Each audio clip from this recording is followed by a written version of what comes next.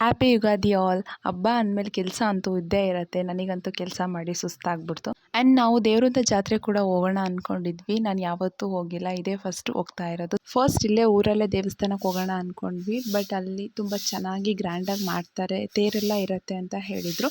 So ಅಲ್ಲಿಗೆ ಹೋಗೋಣ ಅಂದ್ಕೊಂಡು ನಾನು ಬೇಗ ಬೇಗ ಕೆಲಸ ಎಲ್ಲ ಮುಗಿಸ್ಕೊಂಡು ಪೂಜೆನೂ ಮುಗಿಸ್ಕೊಂಡು ರೆಡಿ ಆಗೋಣ ಅಂತ ಬಂದೆ. And this is my final look. ನನಗಂತೂ ಇಲ್ಲೆಲ್ಲ ತುಂಬಾ ಇಷ್ಟ ಆಯಿತು. ಮತ್ತು ಈ ಟೆಂಪಲ್ ಫುಲ್ ಕಲ್ಲಲ್ಲೇ ಮಾಡಿರೋದು.